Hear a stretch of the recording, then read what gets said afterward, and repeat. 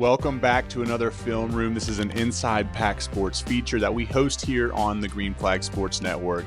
Today we're talking NC State's win versus Coastal Carolina, and specifically their use of the mid-range jump shot. I know a lot of people had some concerns, but I want to show you why this might just be isolated to this game.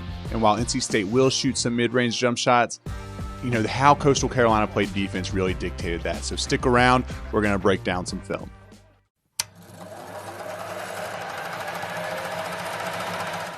Let's kick this whole thing off by just talking about why there were so many mid-range jump shots in this game.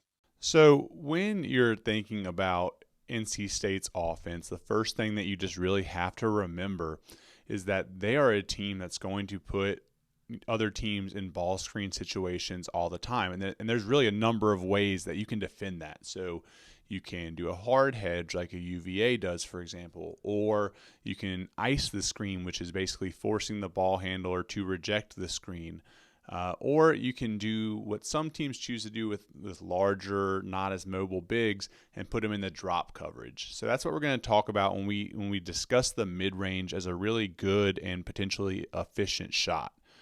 If you think back just to last year when State was playing Purdue, Zach Edey was the king of this. He would fall back into drop coverage, force you to shoot over him at a certain point. So let's take a look at what Coastal Carolina was trying to do here. So here you see Jaden Taylor going into the ball screen, and their center is back a good 10, 15 feet away from the play. So Middlebrook sets a good screen as Taylor comes over the top. The center's not making him do anything. He's not even coming up to try to stop the ball. So when Jaden Taylor gets to the free throw line, you can see right here, he has a ton of space to get that shot up. The contest isn't a factor. It's just a really easy up and down shot for him. And it's a recurring theme. So you'll see it again here. Huntley Hatfield with a screen creates a little bit of space, not as much as before. But with, Marcus Hill going downhill with the man on his hip, he's able to get to a spot, rise up, and you'll see right here as he releases that shot, there's really no contest. Like, it's a wide open free throw at that point. We'll talk about your other options. So when you're attacking this screen, you can either go a little more flat and try to get a three, which is what some teams will do, but that's a more awkward shot. So when Trey Parker takes this, it's again, you're getting just wide open free throw line jumpers. And it's a shot that guys at this level should be able to hit pretty frequently. So you just keep going through these, and it's again and again and again.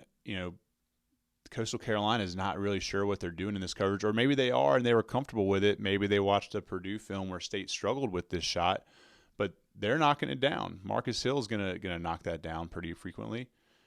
Trey Parker showed a lot of ability to do that. I mean, look at the space. It's just a situation where again and again, you're going to have guards getting to a free throw line, and they're just going to knock it down. So you talk about this game and, why didn't State shoot, make many threes or shoot many threes? It's because they're taking what the defense gives them. They're taking really efficient, wide open shots. Another one, bang. What's that closeout doing? Not much. So, he misses the shot, but not all misses are bad shots. Just because you missed a shot doesn't make it a bad one. You can't shoot 100%. Here's one where he's going over. This one's even a little more contested, but the big is kind of in no man's land and has to stand flat-footed, by nature of the defense that they're playing, and he's just going to put it up. It's really not all that complicated. So that's more examples of it. Here's some longer versions. So Michael O'Connell coming off of a screen, he doesn't get as deep, maybe a few feet back, but the big's not even putting his hand up at this point. So he's just going to drop that one in there as well. Again, Breon pass. This one's not even off of a ball screen necessarily. He's just coming off looking to shoot. And that's with a little bit heavier of a contest. So that's a borderline one. That's not a great shot. Let's turn our focus now and talk about when is the mid-range shot actually a bad shot. So let's talk a little bit around, what constitutes a bad mid-range shot. And for me, that answer is super simple. It's when you're contested more than you would like to be to have a reasonable expectation to make the shot. And so we'll show you some examples of that. Trey Parker here is attacking downhill in transition. He gets to a spot, and it's late in the game, so I realize that guys are just trying to get shots up at this point. But, coming to a jump stop and rising up is tough, especially when you're attacking at a guy's high foot. Not a horrible shot, but I would classify that more towards the bad shot than I would the good. Again, Trey Parker's coming here. He gets the screen, but that the big is contesting out more towards the shooter. Again, this is a borderline one. We'll see some much worse ones as we go through. I just don't love that shot, especially with 18 seconds on the shot clock. And you'll hear me preach a lot. I mean, I tell guys that I coach in basketball this all the time. Your goal as a basketball player should be to pass up good shots for great shots. It's moving the ball. And if you need to get that particular shot off with 4 or 3 seconds left on the shot clock, by all means do it. You're going to have that opportunity. But in that specific situation, you just didn't have to do it. So here we'll see a couple of different actions.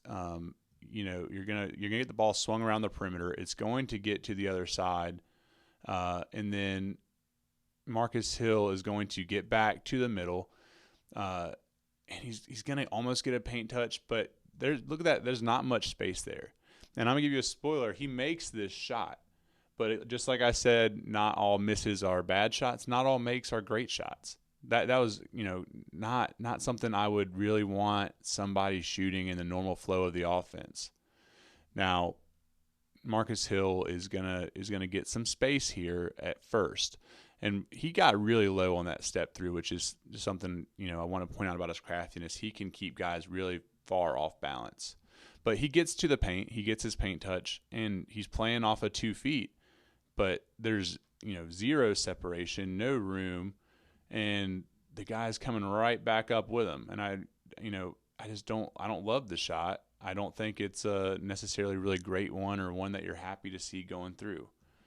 And this is a bad one for Michael O'Connell. I think he airballs this shot. So you'll see the defender gets through the screen. That should be your red flag number 1 if you're hunting your own shot at this point. Your defender's still on your hip after you've left the screen. You can still feel him there. And when you get to your spot and you're just going straight into your jumper, you had a guy right in front of you, you're off rhythm, and it's just an ugly miss. So I don't love that one either.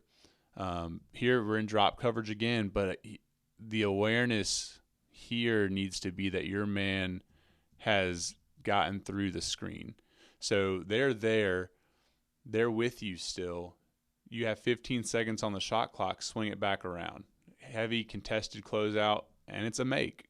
We're all saying great shot, but I think when you look at film and when NC State coaches look at this film, that's the one thing you have to realize or feel is when your man has made it through the screen when they're playing drop coverage. So, again, Breon Pass here. He's lifting up. Look at the closeout, hand in his face. The guy's jumping with him. He doesn't even really have room to extend a follow through back of the rim. Lastly, I want to focus on shots that come from bad matchups for the opposing team. So NC State is running Dontrez Styles at the 4 every game so far, and I would really expect that to continue. And when you play teams, especially like Coastal Carolina, who aren't going to have the big man depth that teams in the ACC or some teams across the nation might, they're really excited about that. They're thinking, okay, that's great. That's one less big for them to exploit. But then what they don't realize is that Dontrez Styles is playing that position because he's big and strong, is comfortable with his back to the basket, and can make things happen. So let's see kind of where those mid-range shots originate from and why I'm completely okay with them. So Styles here is banging it in the post, and he's able just to create some space. Like you saw him drop his shoulder there, but then it's a shifty little move back. And frankly, the Coastal Carolina guy isn't big enough or long enough to contest this shot. So while his hand is up, I mean, you can clearly see Styles' head's above his hand. Like he's off the floor, and he can get there pretty quick, and the defender's just not quick enough to react. So it's an easy drop-in bucket. So here you'll see the same thing. And this is where that big guard position that we've talked about ad nauseum at this point is so valuable. So 5 for Coastal Carolina here wants to run him off the three-point line, right? Like the scouting report says Dontrez Styles is a shooter, shot 40% last year. I got to run him off the line. So he does that. Dontrez Styles takes a dribble, doesn't beat him immediately to the middle, which is what he wanted to do. And he says, okay, let's do a little back down game. Again, little shimmy shake, little dream shake there. He rises up, and just I'm pausing this so much to show you. Look where the ball and Dontrez Styles' head is in relation to the closeout. Like, his view is unobstructed. He's not too bothered by that. And when he lets go of that ball, it's just it's an easy look for him. It's a very easy look for him. So we're going to see a missed shot from Jaden Taylor. Styles is going to get the rebound, and a guard at some point in this possession had gotten switched off onto him. So number 15 here for Coastal is cooked. Like, he's not boxing out Dontrez Styles. And then here we go. We're gonna get some spacing. You're seeing, Hill hanging around deciding if to cut or not, but he's just going to let Dontrez Styles work. And, and Styles, instead of just backing down and working his way to the rim, can just do a little step back, easy pull up, contest, doesn't matter, splash. So that does it for my thoughts on the mid-range shot. I think it's going to be something you're going to see NC State utilize more in some games, less in others. It's completely dependent on the defensive matchup. I hope you learned something a little bit about this today. If you guys have any questions, drop it in the forums, drop it in the comments here. I appreciate you being here. Hope to see you on the next film room. Have a good one.